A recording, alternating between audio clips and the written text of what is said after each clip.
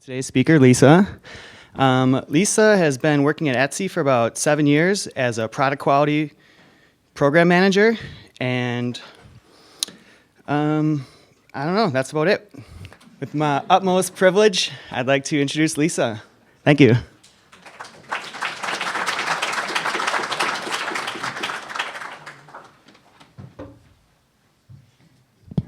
Thank you, Jeremy. You're a gem. Appreciate it. As mentioned, I have worked at Etsy for about the last 7 years. It's a real pleasure to be here, and I'm hoping the more times I repeat that to myself, the more it will be true. But I really thank you for the opportunity to come and talk about what Etsy does within the realm of quality, because I think that we do some pretty interesting things. My background, though, is coming more from the design and communications realm. I came to Etsy as a forums moderator, working in the bugs forum, helping people understand the technical problems that they were facing and trying to find ways that we could work internally to better facilitate actually providing a positive experience on the site. So that is to say that I've done a lot of work at the intersection of humans and bugs. And if there is one takeaway, or if there's a takeaway that I'd like you to come away with, it's that the people sitting behind the computer are humans. And when you're thinking about quality, it's important that you don't lose sight of that. Keep it in your crosshairs, because ultimately the quality of your site will not be graded on how robust your automated test suite is. It will be graded by humans. And humans really want things to work as expected. It's not necessarily about what your product manager has specified as acceptable. It is about what somebody is expecting your product to do. In any case, just to introduce you to Etsy a little bit, if you're unfamiliar, we are an e-commerce website, I believe 11 years old now. We made it to 25 million active buyers, which is very exciting. We have 1.7 million active sellers, and just moved into a brand new building with 921 employees worldwide. We are essentially a platform for user-generated content, and within that provide a checkout system so people can connect. Sellers of amazing, creative, unique goods can connect with buyers who really value that. It's incredibly inspirational, and I love seeing the creativity out there. With that said, to kind of dig into what we're going to talk about today, a lot of this is grounded in, I would bring up Donald Norman's Design of Everyday Things, which, if you haven't read it, is really an excellent and enlightening read. He talks a bit about human psychology.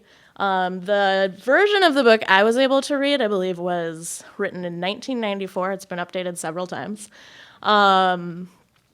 And he talks about the ways in which a product is essentially a user experience. And it is the duty of machines and those who design them to understand people. It is not our duty to understand the arbitrary, meaningless dictates of machines. For example, I feel like there's a lot of people in this room who remember VCRs. And you may or may not remember trying to program or record something to record on your VCR. Oftentimes, VCRs could do a lot more complex functions than anything you actually needed to know. If your VCR can do about 10 things, but you only know how to do 3 of them, your VCR only does 3 things because that is all you're ever using your VCR for. Within that, we can update to this brave new world of technology that we live in, where you actually have room for a graphical interface. And ideally, I think these days we could help people understand 9 of those 10 things. In any case, I would also point you to some of the work that Sidney Decker and others have done in the realm of human factors. Looking at systems and system safety within a context where you're not trying to cast blame on a person for either causing something based on what they've built or using it improperly within the idea that human error is a cause, but rather looking empathetically and operating with the understanding that a system's stability is a consequence of its systemic resilience, its coping mechanisms, if you will. And within that, it is a lot more effective to actually think about how you're responding to errors, if you will, than it is to limit your understanding to a problem being a human error. Within this, user-driven quality, we're going to dig in and look at how bugs actually present a user experience issue. I think it's really easy to get mired in the argument that is this a bug or is this product working as designed and they're just using it in a way that is unexpected and not intended. When in reality, this conversation really distracts you from what's more important, which is solving somebody's problem. You may not be able to live up to their expectation, but you can help them understand it, and you can help them get what they want. And to spend too much time focused elsewhere is to get lost in a conversation that is irrelevant. We'll also be talking about bug severity. I think everybody in the room probably knows that not all bugs or issues are created equally. Severity can be measured based on impact and the degree to which something is impacting your users and in turn impacting the use of your product.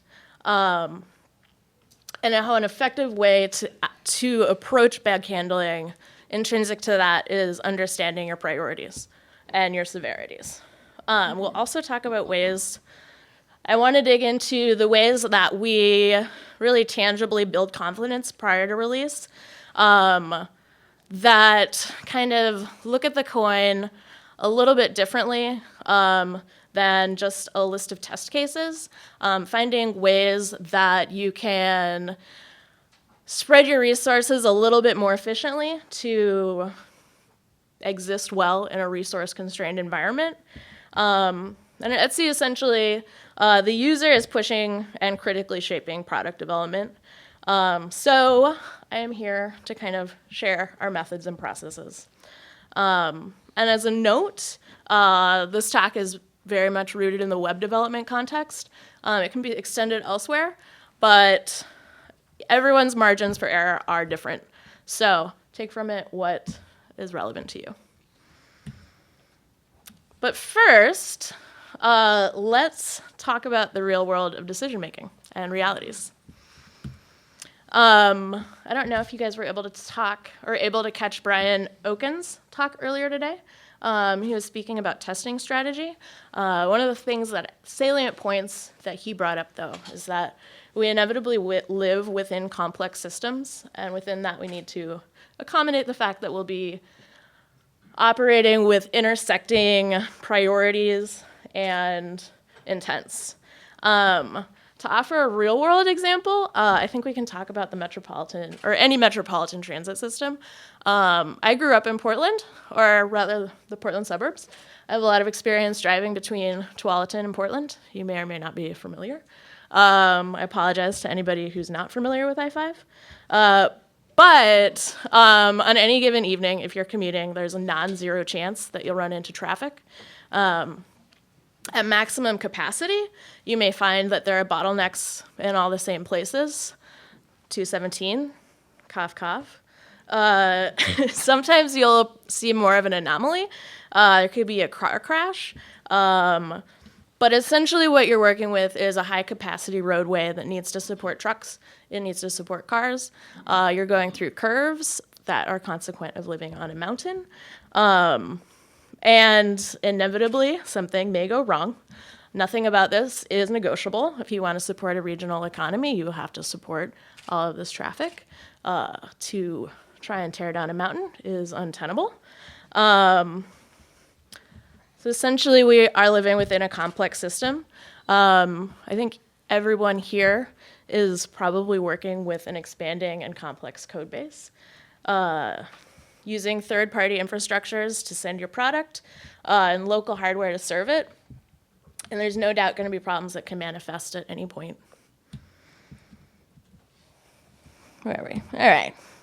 This is my favorite slide, just as a note. If you're paying attention to the cat, you can't pay attention to the unicorn. Time is a zero-sum game, inevitably. If you are working on a bug in an existing system, you can't work on building something that can ultimately create greater value. Understanding priority is as much a matter of assessing impact as it is judging the context that it's being prioritized against. And this is in no way a recrimination of this. It is a reality. Bugs will fall by the wayside when you're in direct competition.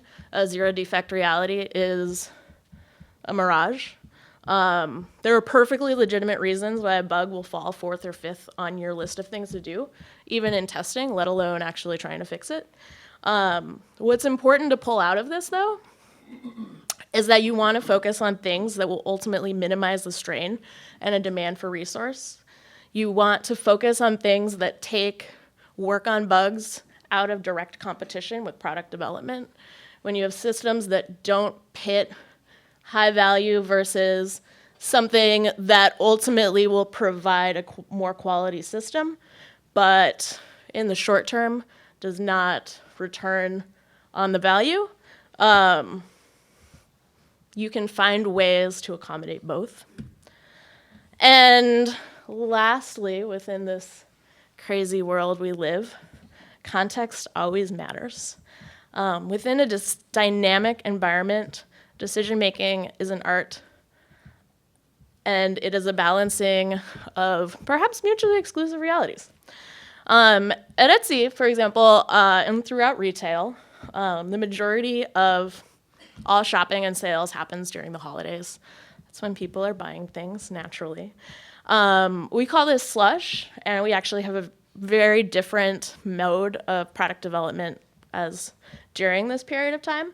Right prior to Cyber, actually, and early November, we pay a lot more mind to ensuring that what we're actually changing on the site is something that we have high confidence in, that it is not going to disrupt the flow of our users.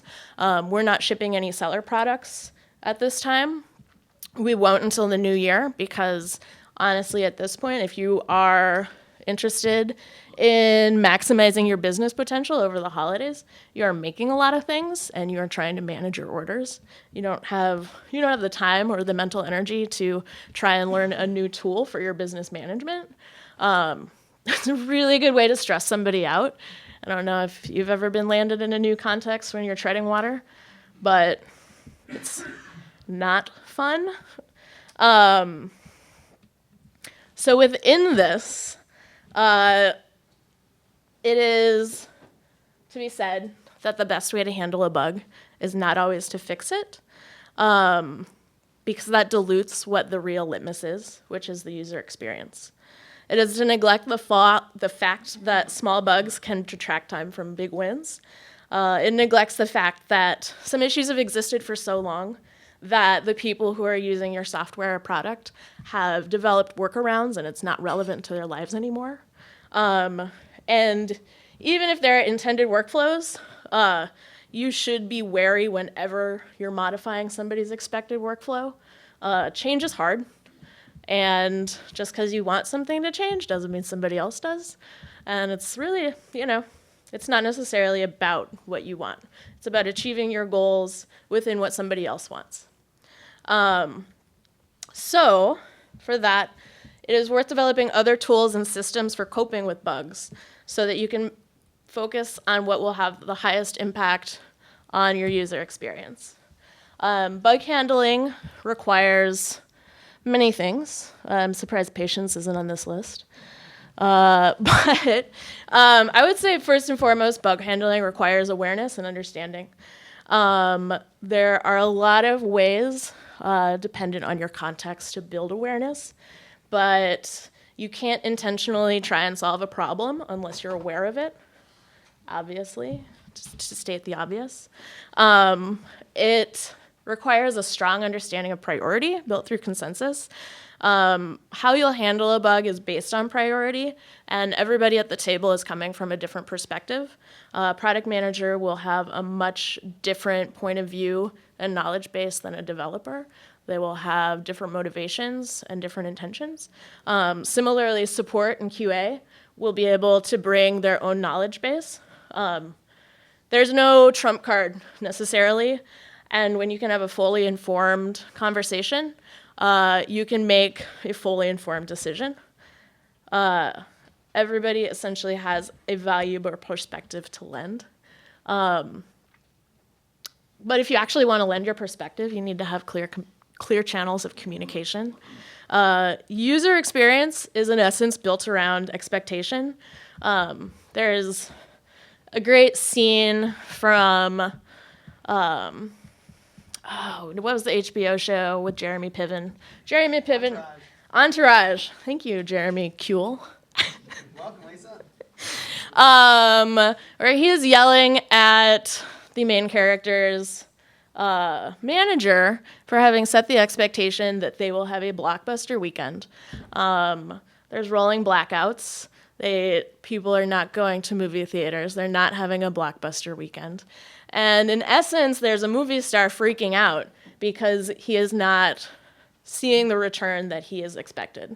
Jeremy Piven has a great line. He cuts through and he's like, manage your customers' expectations. And that has never rung more true. In essence, user experience is built around expectation, but that can be managed in many ways. It can be managed by providing more information. It can be managed by providing less information. But ultimately, you need to have easy, well-understood channels. That should be asynchronous, whether that's email, whether that's having a conversation in a wiki page. I don't actually know why you'd use a wiki page for a conversation, but that's fine. As long as it is easily accessible across time zones, then you can come to a place where you actually are understanding how you're handling bugs. Looking specifically at prioritization, it's important first that you're identifying your feature tiers. How you prioritize a bug will determine how you respond. You want to understand the answer to the question of, if this is broken, we are literally useless. If Etsy's checkout doesn't work, we literally are not an e-commerce platform. That's just a reality. If you can't check out on the site, we will drop everything and we will fix it. If you can't list an item on the site, we will literally drop everything. Well, a finite number of people will drop everything and fix it. If you can't use a link on a policies page, the site can still work. You can still check out, you can still list items, you can still find items, you can still use search results. That said, within tier 3, you will want to have Slack in place so that you can fix these things when an opportunity exists. Just because checkout works doesn't mean that your customer is reassured that your links don't work. They can do most of what they want, but they might be like, hey, maybe I shouldn't give these fools my credit card because they don't seem to know what they're doing. So it's a negotiation, essentially, of what's being impacted, how it's being impacted, who is being impacted.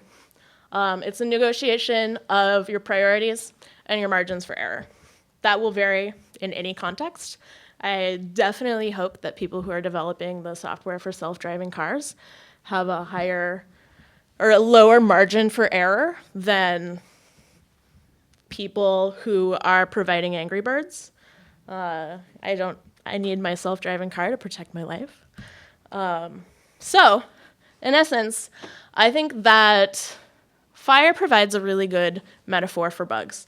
It is a natural thing that exists. The human world, well, the natural world will always have fire. The level of destruction can vary significantly. Also, importantly, fire is not an evil thing. It is a thing that exists in this world.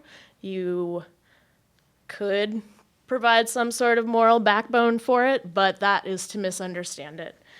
Fire can also spur systems to change in ways that prompt huge growth. Of all of the rooms in the world that I could conceivably wonder if there are any firefighters in, I feel like being in Portland, that is not a completely unreasonable question.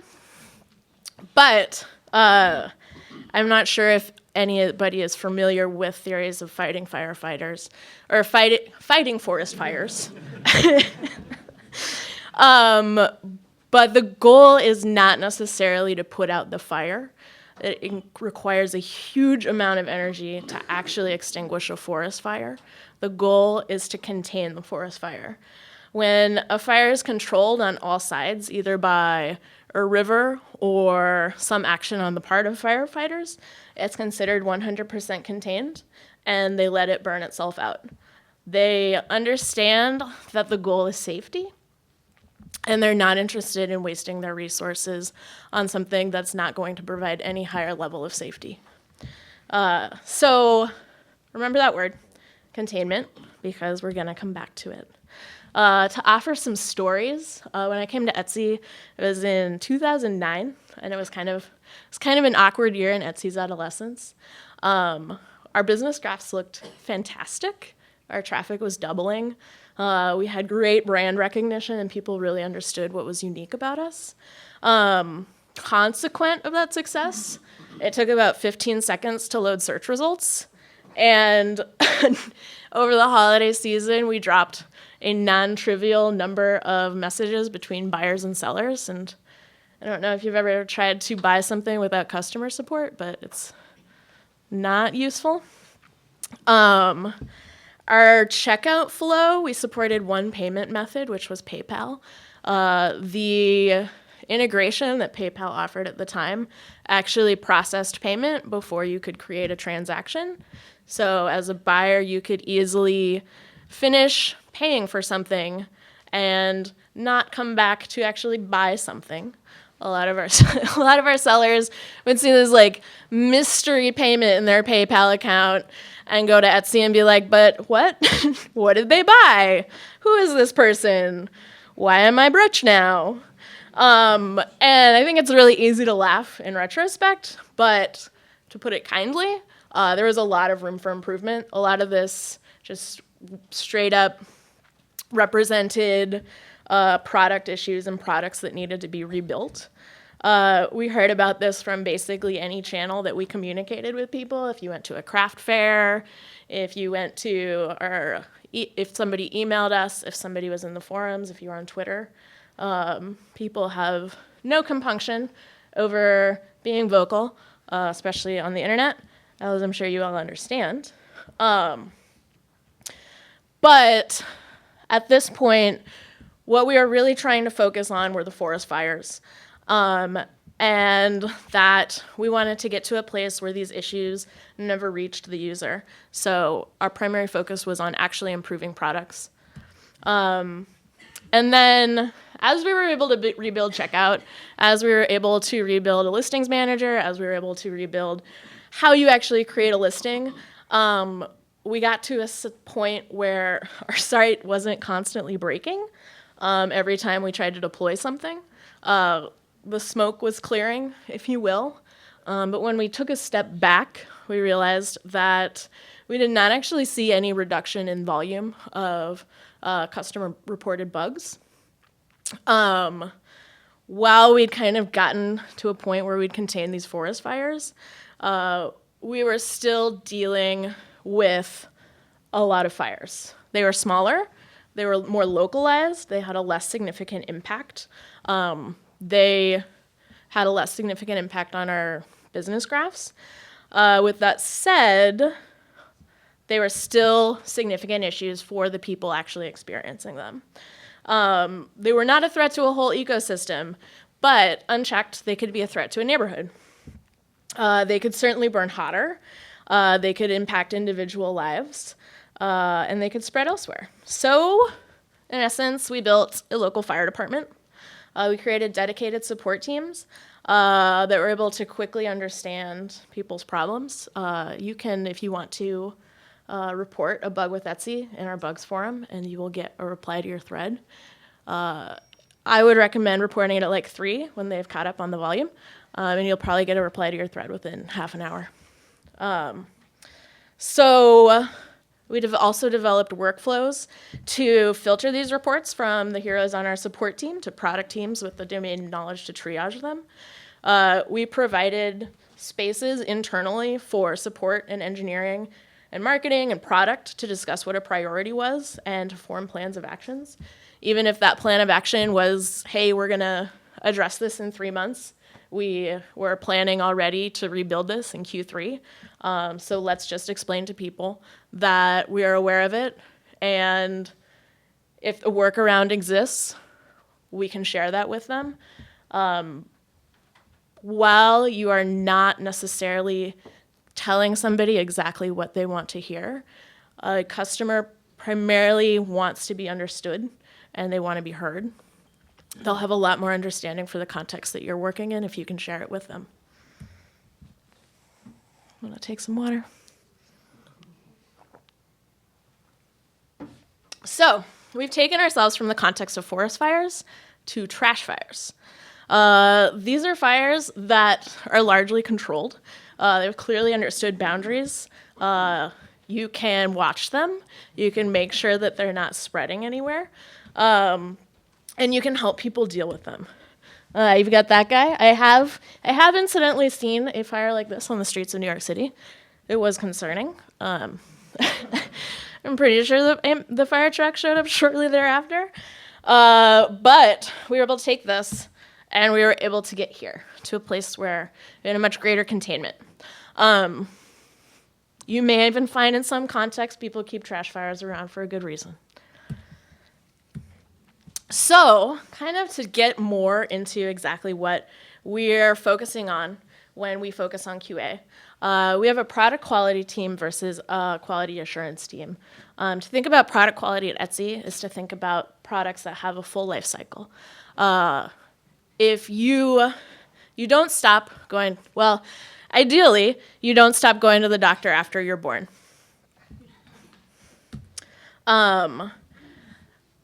Now, we do a lot pre-release to ensure that what we're putting out there solves a need and also is matching or elevating a customer's expectations. So in terms of building confidence pre-release, I would say the very first thing that gives us an understanding that what we're doing is useful is research. There are a lot of ways to talk to your customer and understand their expectations. When you question your own assumptions, you can save yourself a lot of time by not pre-solving problems that don't exist. When you think about your customer, you can actually think about and when you observe what they want to do and what they need, that's how you can think about where you want to focus your efforts. From there, we have invested heavily in our prototypes and experiments infrastructure. These allow us to put something in front of a user and see how well it works before we've gone through the full effort of building and releasing a product. This can take the form of beta testing, prototyping, A/B experiments. What's important is that you're looking at both qualitative and quantitative measures. There's a lot that somebody can tell you with words on their personal experience using a product that'll tell you something very different than what you've observed through metrics. And they're both very important indicators to understanding how somebody will react to what you're doing. We have a prototype infrastructure that's built out around forums. We'll often create a beta group and encourage them to post their issues in a forum. This not only helps us understand a lot of different kinds of situations that somebody will be coming from. For example, if we're trying to test a new shipping labels feature, we'll get to understand what problems or bugs may happen when you're shipping something from Saskatchewan and you don't have a standard zip code. They allow us to understand the emotional response that somebody may have to it. And it will give us just a really great base of information that is a lot more limited than what you will learn after you release something to a wide audience. We obviously have a robust automated testing suite.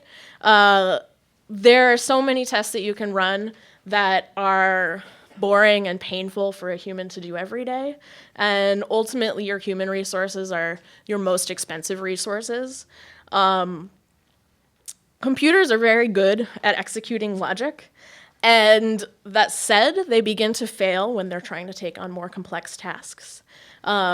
When you're trying to ensure that a simple task operates consistently, an automated test is an absolute way to save yourself time. When you're trying to understand that a complex system operates consistently, an automated test suite will not necessarily tell you that in a way that is consistent. So focusing your human testing on that which cannot be automated is obviously fantastic. We also have on our product quality team embedded QA analysts. They work with a product team throughout the process. For context, Etsy is an agile environment of continuous deployment. We are building things incrementally, and we are making changes consistently, often daily. Having an embedded QA analyst that can test something at every stage of development, right when a developer has something ready, and can come at it from a user's perspective, can give you a bit of a window outside of the tunnel. And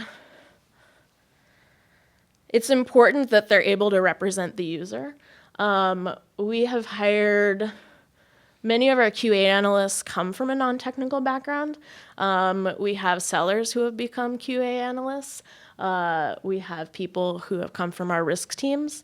They can provide a window into how people are actually using the site and the problems that they encounter that from the myopia of product development is oftentimes not understood, or at least it is out of focus in a way that limits yourself.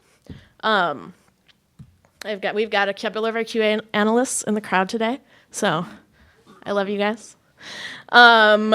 This is actually something that's pretty interesting and helps us to provide broader test coverage when we don't necessarily have the same resources to give. Essentially, in a testing dojo, a product team will come together for an hour and a half. There will be drinks. There will probably be some pizza. It will be fun. And they will dog food what they're doing. You're not coming at it from a list of test cases that you want to make sure work. You're coming at it from the more chaotic view of somebody who's just trying to use it, somebody who is in their everyday life. And you're in a very safe environment because you understand what it's supposed to do. You understand why it's probably not doing what you want it to do. And you, as a member of the product team, are taking the seat of the user. Because essentially what we are trying to do is understand what a human will be doing behind their screen. To eat your dog food is to eat what you have made. I apologize for the jargon. Does that make sense? Right. I've heard eat your own dog food. I don't know what dog food you want to work. It is an extension of using what you've built. Yeah, take it for use what you've built. To actually make a game and then play your game. To then zoom out a bit further, we also run admin testing rotations. This puts people who work at Etsy in any capacity, whether you are a marketing employee or you work on our trust and safety team. It asks you to just generally look at something that's being built. It's not giving you much direction to do this in. But what's important is to have the perspective of somebody who is not within the tunnel of product development. And they're not familiar with even what your goals are. But it is a very safe environment because they want you to be successful in ways that your user is a lot more concerned on themselves being successful. So essentially, a product's life cycle begins when it's released. But the aim of quality is to actually get at what's happening after it's released. So within that, some of the things that we're doing post-release, monitoring and alerting, obviously. This is handled primarily by our systems operations teams. We want to identify defects as quickly as possible and get them before they're actually having an impact on users. We could talk about this for a long time, but there are whole conferences devoted to this. But for our purposes, we'll move on.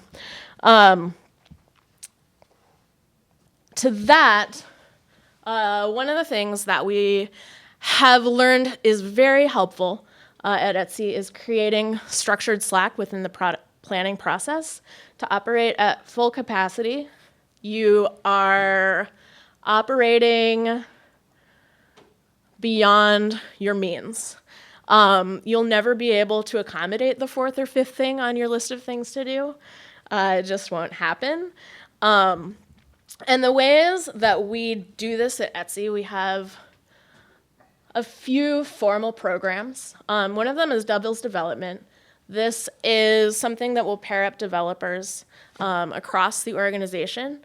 You could have somebody from our search team working with somebody from our dev tools team. We look at a lot of lower priority member reported bugs. It's both intended as a way for people to actually see what's getting reported and actually work on things that will improve the site. But beyond that, internally, our real primary goals are just giving people the opportunity to meet each other, to share knowledge, and to learn a new part of the site. I don't know if you've ever, as a systems engineer, tried to use JavaScript, but it's pretty hard. And to be able to sit with somebody who has a very firm understanding of JavaScript and see what's going on and see how they approach a problem, you can do a lot to expand your own brain and the assumptions that you are coming to the world with. Bug rotations will happen much more confined within a singular product team. They could also be seen as support engineers. It's not a dedicated role. It's something that primarily exists within a rotation because you don't want to create a delineation between somebody who's just working as a support engineer and somebody who's working in product development. That can create social discrepancies that are ultimately toxic to an organization. But these can serve as people who can help you triage an issue that allows you to prevent other people from getting distracted by something when it's initially coming in. They can also pay attention to things that need more domain expertise or they need oversight across time. For example, no, I won't give you an example. I'm low on time. It's fine. In any case, doubles development, you're not coming with a great degree of domain expertise and you're interested in learning. And within a bug rotation, you are providing a great level of domain expertise. And these complement each other well when you're thinking about the resources that you need to actually fix bugs. I would say the strongest part of our system is having dedicated support teams. Support is a crucial tool for awareness and communication of a bug. There is so much necessary translation between how somebody on a product team will be perceiving what is happening or even be talking about what a feature does, and how somebody in a user seat will be talking about it. They can quickly pick up on issues that are actually impacting users and users are actually talking about. You can use volume of reports to gauge severity. If you have a sharp uptick in how many threads are being posted to a bugs forum, you can understand pretty quickly that you want to pay attention. Support can also work to manage somebody's expectations. If you can't fix something, they can tell you how to work around it. They provide the opportunity to give an understanding of what's happening in a way that can specifically address how somebody's talking about it and the problem that they're having. And to give you a really great example of this, I was once trying to post from Instagram to Hootsuite. I was pretty frustrated because you can't do that. And it's too bad because it's actually not Hootsuite's problem. I was absolutely blaming Hootsuite. It's a limitation of the Instagram API. The API just doesn't let you do that. When I came at it from a place of blaming Hootsuite, I then learned that it's not Hootsuite's problem. I am no longer bringing it as an issue to Hootsuite. And they can also give you solutions for actually coping with something. It's not about not having an issue, it's about having systems in place that help you cope. To bring this directly to the context of Etsy, we had a significant issue this summer with order processing. We had an issue with one of our third-party payment processors. Many transaction payments were being held. This is Bill Massey. He says he's an engineer on the payments team. He's actually our payments director. And if your payment is not ending up where it should be on Etsy, that is a drop everything and pay attention to how we can fix it problem. If your money is not going where it's expected, we're literally not providing the function that we support. In any case, we have the opportunity to speak to people directly, explain the situation to them in a thorough way, and help them with the problems that they're trying to solve. And when we're able to do that, we can get to a place where we're not just fixing bugs, but we're providing understanding that people can then use to solve the problems that they're actually facing. Pam Stewart is concerned about her payment processing, but really she's concerned that her customer doesn't trust her because she does not have the money. Ultimately, we want to think about people as humans.